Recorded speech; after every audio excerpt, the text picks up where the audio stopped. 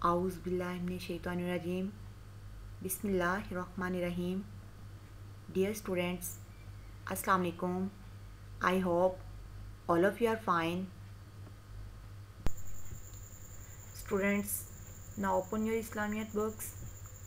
इस्लामियात students, इस book में इस्लाम के मुतालिक जो स्टडीज़ हैं वो की जाती हैं। इस्लाम के मुतालिक जितना भी मालूमात हैं वो दी जाती हैं। इनके वो इल्म जो इस्लाम के असूल व क़वाइद और उसकी हमें बुनियादी बातें बताता है और उसके बारे में जितने भी इंफॉर्मेशन है, जितनी मालूमात है वो हमें देता है। स्टूडेंट्स, आज हमारे इस्लामियात का सबक नंबर 1 है अरबी हरूफ और हरकात की पहचान। अरबी हरूफ अलिफ, बा, ता, सा, इस तरीके से हमारे अरबिक हरूफ हैं। इनको मिलाकर हम आगे से अरबिक अल्फाज पढ़ेंगे। फिर उनके जो हैं वो हरकात में आ जाता है ज़बर, ज़ेर, पेश। जब इन अरबिक हरूफ पर हरकात लगाई जाती हैं, उन हरूफ को किस तरीके से पढ़ा जाता है, यहाँ पर हम लोग आपको इस चैप्टर में उन हरकात की पहचान से तरीके से बताएंगे। स्टूडेंट्स, हमारे पास लेसन आ गया अरबी हरूफ और हरकात की पहचान। आइए मैं आपको इसकी रीडिंग करवा देती हूँ। सबसे पहले हमारे पास यहाँ पर लिखा हुआ है ज़बर, ये दिखाई जा रही है आपको। फिर है ज़ेर और पेश, इनको हरकात कहते हैं। अरबी में ज़बर को फ़तहा, ज़ेर को कसरा और पेश को ज़म्मा भी कहते हैं। इनके अरबी ज़ुबान में ज़बर, ज़ेर और पेश के दूसरे नाम ज़बर को फ़तहा, ज़ेर को कसरा और पेश को ज़म्मा कहते हैं। इन हरकात की मुख्तलिफ आवाज़ें हैं। जैसे बार हमने पढ़ा ज़बर, ज़ेर, पेश, जब हम इनको अल्फाज के ऊपर लगाएंगे, हरूफ के ऊपर लगाएंगे, तो इनकी मुख्तलिफ किस्म की आवाज़ें होंगी। इन हरकात की मदद से कुरान मजीद का पढ़ना बहुत आसान हो जाता है। ज़ैल में, ज़ैल मीन नीचे, ज़ैल मीनिंग नीचे। ज़ैल में हरकात के मुफरिद और मुरक्कब आवाज़ों वाले हरूफ और अल्फाज के साथ मिसालें दी गई हैं। मुफरिद का मतलब क्या होता है स्टूडेंट्स? मुफरिद में होता है वाहिद, एक, अकेला। और मुरक्कब का मतलब होता है मिला हुआ, यानी कि एक से ज़्यादा चीज़ों का मिलाप। अब सबसे पहले आपको बताएंगे मुफरिद आवाज़ जो है वो भी ज़बर की। जैसे बा है तो बा के ऊपर लगी ज़बर तो बन गया बा ज़बर बा, ठीक है।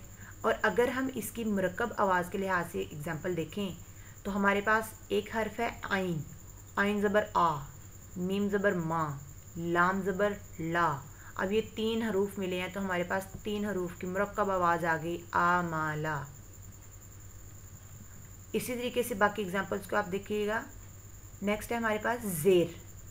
ज़ेर की अगर हम मुफरिद आवाज़ देखते हैं, वाहिद आवाज़ जीम ज़ेर जी।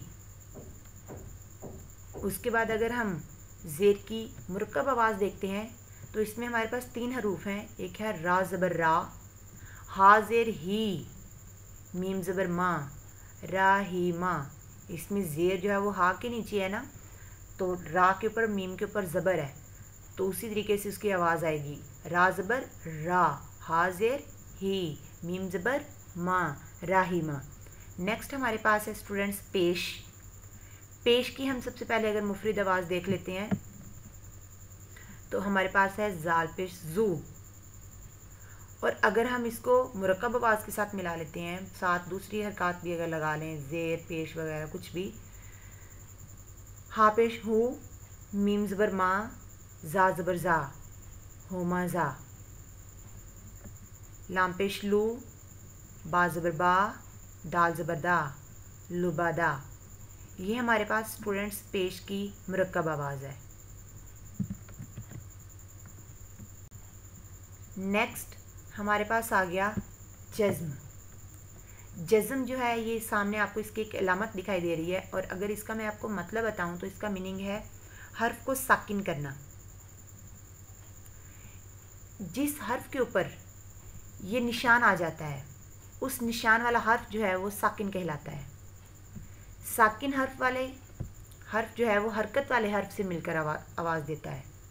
इनके जो साकिन हर्फ है वो ख़ुद उसकी अपनी आवाज़ नहीं होती, जब वो हरकत वाले हर्फ के साथ मिलता है तो उसकी आवाज़ आती है। जैसे हमारे पास यहाँ पर एग्जांपल है ता ज़बर ता। अब ता के ऊपर जो है वो ज़बर है, इसके ऊपर हरकत लगी हुई है। जो बा है इसके ऊपर आपको जिस्म नज़र आ रहा है, इसके ऊपर कोई हरकत नहीं है। तो ये ता ज़बर बा तब। अब इसमें आपको ता की साउंड नज़र आ रही है, लेकिन बा की साउंड जस्ट लास्ट पे ब की साउंड आ रही है। ता ज़बर बा तब। हा ज़बर जीम हज। काफ पेश नून कुन। आपको ज़बर इसमें ता में तब में ता की ज़बर, हज में हा की ज़बर और कुन में काफ के ऊपर जो पेश है, इन हरकत की आवाज़ आ रही है, लेकिन लास्ट पे जो बा जीम और नून है उनकी आवाज़ नहीं आ रही क्योंकि इनके ऊपर जिस्म लगा हुआ है। स्टूडेंट्स, उसके बाद हमारे पास आ गया तनवीन। तनवीन किसे कहते हैं? किसी हर्फ पर दो ज़बर, दो ज़ेर या दो पेश लगाने से जब नून की आवाज़ निकाली जाती है तो वो तनवीन कहलाता है। ठीक है, यहाँ पर एक और बात बताइए, एक हर्फ पर दो ज़बर, दो ज़ेर या दो पेश तनवीन कहलाते हैं। अब अगर मैं आपको जो मैंने आपको बताया है कि किसी भी हर्फ पर दो ज़बर, दो ज़ेर और दो पेश लगाने से जो हम नून की आवाज़ निकालते हैं उसे तनवीन कहते हैं। तो मैं आपको एग्जांपल पढ़ के सुनाती हूँ। अलिफ ज़बर आ, बा ज़बर बा, दाल दो ज़बर अलिफ दन, आबा दन। लास्ट पे आपको नून की आवाज़ आ रही होगी। शीन ज़बर अलिफ शाह, नून दो ज़ेर निन, शा निन। उसके आगे हमारे पास है आइन ज़बर आ, मीम ज़ेर मी, लाम दो पेश लुन, आमीलुन। स्टूडेंट्स, ध्यान से इनको आपने तनवीन वाले एग्जाम्पल्स को आपने ध्यान से पढ़ लेना है। नेक्स्ट हमारे पास है हरूफ मद्दा। हरूफ मद्दा की तादाद हमें बताई जा रही है 3। सबसे पहले हमारे पास है अलिफ, फिर है वाव, फिर है या। अब हम सबसे पहले आते हैं अलिफ मद्दा की तरफ। अलिफ मद्दा, जो अलिफ अराब से खाली हो, अराब ज़बर ज़ेर पेश को कहा जाता है, इनसे खाली हो और उससे पहले हर्फ पर ज़बर हो, तो ये अलिफ मद्दा कहलाता है। इनके जिस अलिफ पे अराब, जो अलिफ अराब से खाली हो और उससे पहले हर्फ पर ज़बर हो, तो ये अलिफ मद्दा कहलाता है। जैसे कि हमारे पास एग्जांपल है जीम ज़बर अलिफ जा, अलिफ ज़बर आ, बा ज़बर बा, दाल ज़बर अलिफ दा, आबादा, काफ ज़बर अलिफ का, लाम ज़बर ला, काला।